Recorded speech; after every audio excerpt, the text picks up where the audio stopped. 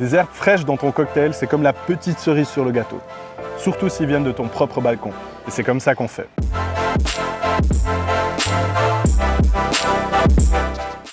Jean-Luc, j'aimerais avoir des herbes fraîches pour mes boissons qui viennent de mon balcon. Et pour ça, j'aurais sûrement besoin de ton aide. Donc, merci beaucoup que tu es là. Et je voulais te dire, j'ai trouvé des caisses en bois. Et j'ai aussi organisé des petites herbes.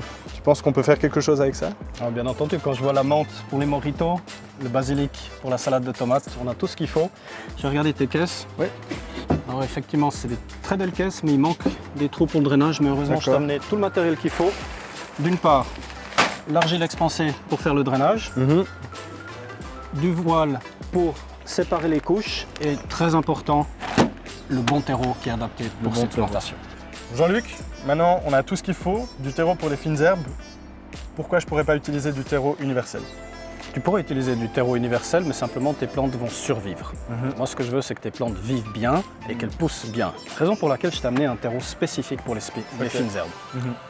Mais la différence, elle est vraiment si énorme ou c'est quoi en fait? Alors à l'intérieur, il y a plusieurs composants. Et Ricoter a justement une large palette de produits différents qui permettent de donner un substrat pour chaque groupe de plantes, de manière à ce que chaque groupe de plantes puisse pousser correctement. D'accord. Donc avec ça, on peut faire pousser des monstres herbes. Exactement. En plus, je t'ai amené un terreau bio de la région, donc en plus, on a un produit qui est durable. Ah, parfait. Donc voilà, on a tout. On commence par quoi? Alors, on va d'abord faire les trous pour assurer le drainage, faire une couche de drainage avec les billes d'argile, placer la séparation, ensuite remplir avec le substrat et enfin on pourra planter. Super. On a besoin de ça alors, je pense. Oui. Je peux le faire? Ouais, je t'en prie.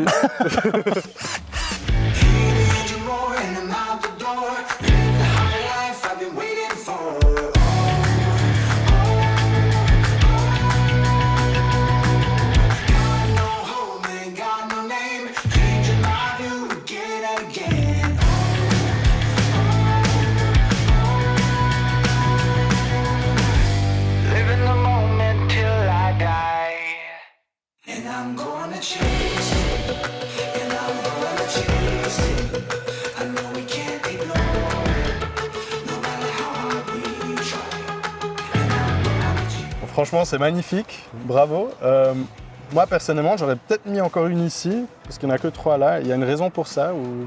Alors ça paraît logique, mais il faut savoir que la menthe, c'est une plante très vigoureuse, donc qui a tendance à étouffer les autres, raison pour laquelle j'ai mis du romarin, qui est capable de la concurrencer.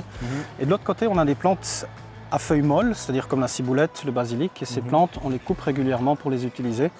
Donc c'est des plantes qu'on devra remplacer au cours de la saison. D'accord, donc le basilic, je ne peux pas le couper en bas et puis il va vraiment revenir. Alors, on peut le couper, le pincer, c'est-à-dire qu'on récolte, mais au bout d'un moment, le basilic est une plante à vie courte, donc elle va péricliter, c'est la raison pour laquelle on devra les changer au cours de la saison. La ciboulette, par contre, elle va pouvoir rester. Et la menthe? Alors ces deux plantes, tout comme le romarin, sont des plantes vivaces que tu vas voir repousser au printemps prochain. Donc voilà, on peut planter, non? Oui, on peut planter, mais juste une chose, attention, que le pot soit à la bonne hauteur, c'est-à-dire ni trop haut ni trop bas. D'accord. Donc regardez que le substrat soit pile à la hauteur du pot. D'accord. Ça marche? Ça marche. 3, j'en ai 6. Allez, c'est parti. C'est parti.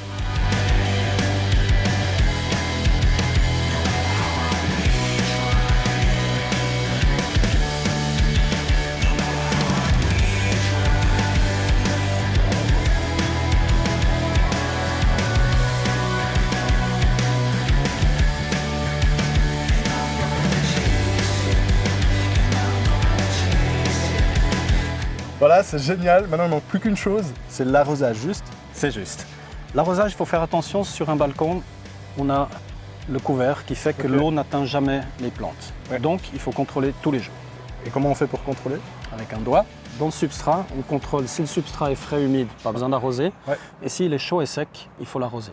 D'accord, ok. Mais avant d'arroser, on va parler nourriture. La nourriture? Oui. Donc l'eau, ça suffit pas?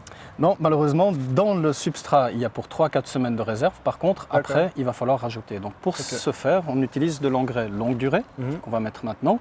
Ou bien, il y a une autre solution, c'est soit l'un, soit l'autre. Tu peux utiliser de l'engrais liquide et tu arroses 3-4 fois par semaine avec ça. D'accord. Mais nous, on va choisir cette solution. Allons-y.